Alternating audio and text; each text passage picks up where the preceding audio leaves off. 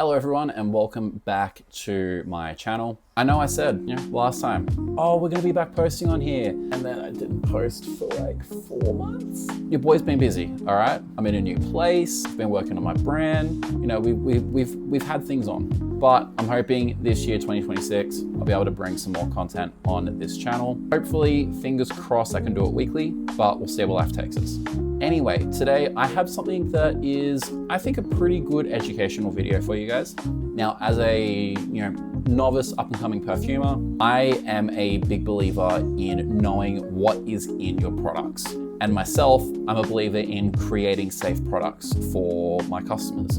Like millions upon millions of people buy fragrances every year, but how many of those people actually know what is in those fragrances that they're buying? But today I'm gonna give you a little bit more information just so you can be a little bit more informed about some of the purchases that you're making and what you're putting like literally on your skin. So I'm gonna take you through 10 chemicals that are restricted in how much can be used for the purposes of perfumery or any other kind of like fragrance or skin application product. First of all, just quickly, I think we need to understand who makes the decision as to what's restricted. Now, this comes from an organization called IFRA, which is the International Fragrance Regulation Association. Something along those lines. Basically, it's an industry-run board, and they make decisions on how much of a particular chemical can be used in a fragrance. Now, for each of these compounds today, I'm going to be giving a danger rating. So basically, I'm going to use my experience not only as a perfumer, but also as a scientist and someone with a pathology degree to give my best estimate of how concerned I think you should be with this particular chemical. However, I do implore you to do more research, look a bit more into it, and you can make your final decision. But anyway, now that we're a little bit more caught up, let's get into the chemicals. First up, hydroxycitronellol. Now, hydroxycitronellol is very common in like floral notes, very typically in like Lily of the Valley accords. Now, Lily of the Valley is a very, very typical fragrance note, very old school fragrance note. Not something you see a lot of these days. I believe Chanel No. 5 is very, very big on using a Lily of the Valley in its heart, but very, very common in all floral compositions. It's restricted up to 2.1% of your finished product. So imagine a bottle of perfume like you see behind me, up to 2.1% of what's in this bottle can be hydroxycitronellol. However, average use in a perfume compound, which is, I suppose, the perfumer's raw material mix, its average usage is 4%, which if you had a fragrance that was concentrated at 15%, that would equate to be around 0.6% of what's in this bottle. So far below the restrictions. And just for reference, any average use I talk about in this video, I'm getting it from Fridaworks, which is a fantastic source of aroma chemicals for Australia and New Zealand. So why is hydroxycitronellol restricted? So it can cause some skin sensitization, which will look like redness and bumps on your skin, and can also cause some itching as well. So the danger rating for hydroxycitronellol, I would say it's pretty low, and it is normally listed in ingredients that can be potential allergens. I wouldn't necessarily recommend steering away from it entirely. As you should do anytime you buy a fragrance, you should just do a spot test on your skin before you make the purchase to make sure that it's not going to irritate your skin. However, at the concentration it normally is for fragrance products, it's normally pretty safe. Next up is citrol. So citrol is very, very commonly used in like lemon citrus notes.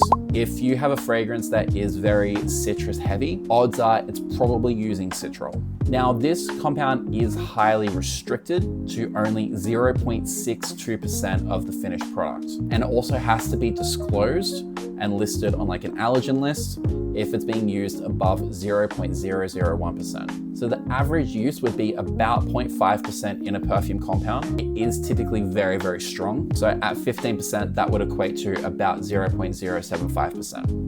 So why is it restricted? Now, it can cause a fair amount of skin irritation, as pretty much with all of these compounds that I'm going to list today, but it can also cause contact dermatitis. So it is kind of at that next level. Additionally, it is also toxic to aquatic organisms. So for that reason, I'm going to put the danger level for this one at medium, because the irritation levels are higher and it does have an environmental threat. So it's not even just affecting you anymore, it's affecting the world around you. However, it is normally used at very, very very low concentrations, which at that level, it doesn't normally pose too much of a threat. So I would say as a consumer, you probably don't need to be too concerned, but as a perfumer, definitely take extra care when handling citral. Next up, we have eugenol. Eugenol is quite widely used in clove and spice accords, and it is also very helpful in getting kind of a darker rose accord as well.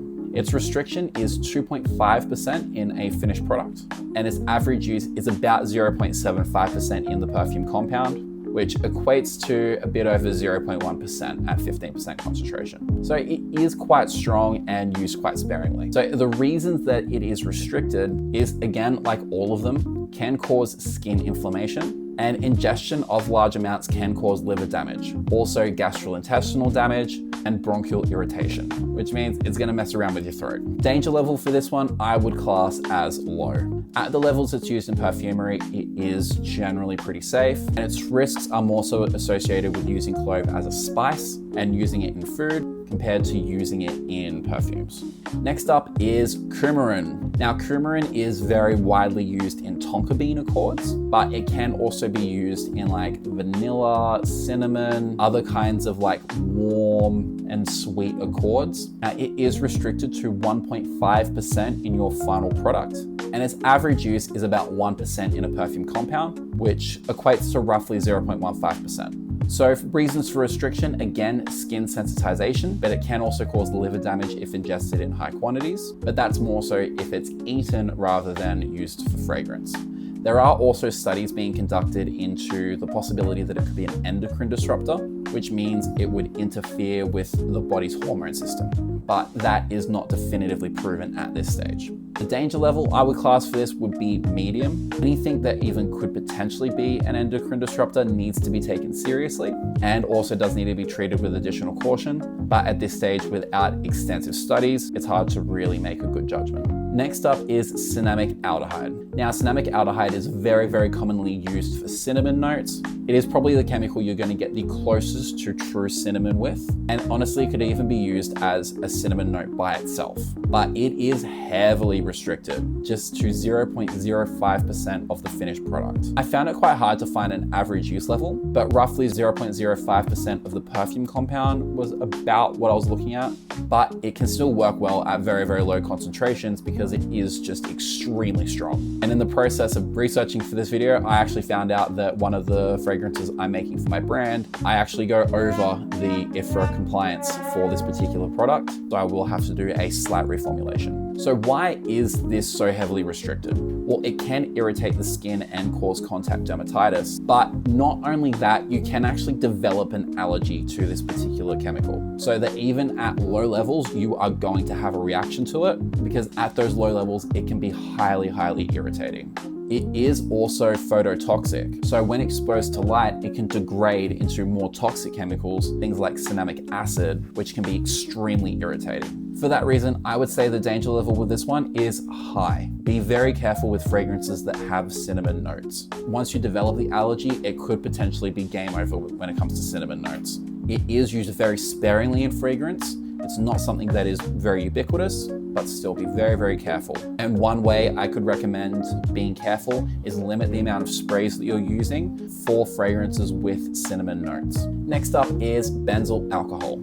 Now, this is very widely used in floral accords and is also used as a solvent and a fixative. Now, the restriction here is 2.5% of your finished product, and its average use is about 5% of the perfume compound, so equating to 0.75% at a 15% concentration. Again, it's restricted because it can cause skin irritation, and if you have sensitive skin, it can cause contact dermatitis. But the danger level for this one, I would say, is low. Be careful if you have sensitive skin, and I recommend always just doing a spot test before you purchase, but at the levels in fragrances, it probably shouldn't be too much of a concern. Next up is benzyl benzoate. Now, this is very, very widely used as a solvent and fixative, also as like a stabilizer for more volatile compounds. It is restricted to 4.8% in a finished product, and its average use is 5.3% in a fragrance compound, which equates to about 0.8% at 15% concentration. So again, it's restricted because it is a skin sensitizer, but there is studies showing that it may potentially be an endocrine disruptor. There isn't much evidence at this stage, but studies are ongoing. I would say the danger levels are medium. At the levels that it's present in perfumes, it would generally be considered safe. But as I said before, anything that could potentially be considered an endocrine disruptor needs to be taken seriously. However, benzyl benzoate is quite ubiquitous, and it would probably be very, very difficult to find a fragrance that doesn't have it in it. Next up is hexyl cinnamic aldehyde. Now, not quite the same as the cinnamic aldehyde that I was talking about before. This one is used as a foundation for white floral compositions, particularly in jasmine. Now, it is restricted to 9.9% of the finished product, pretty generous, but its average use is about 5% in the fragrance compound, so it equates to about 0.75% at a 15% concentration. Again, it's restricted because it has the potential to be a skin irritant and cause allergic skin reactions in sensitive individuals. Danger level for this one, I would say pretty low. It is generally considered safe at fine fragrance concentrations. Next up is ISO-E Super. You have probably heard of this one before. It is probably the ultimate do-it-all compound when it comes to fragrance. It is used to add depth, warmth, and woody essence, and also used as a fixative. It's pretty much in every fragrance. Now this, again, very generous with its restriction, is limited to 20% of the finished product, and its average use is 3.3% of a perfume compound, which equates to just under 0.5%. And again, it's restricted for skin irritation and the possibility for allergic reactions, but the danger levels for this one are low. There's almost no danger, especially at the concentrations used in fine fragrance. And lastly, we're going to talk about cashmeran. This is used as like a soft musk, adds smoothness, warmth, elevation, and depth, and it is quite ubiquitous across fragrance compositions.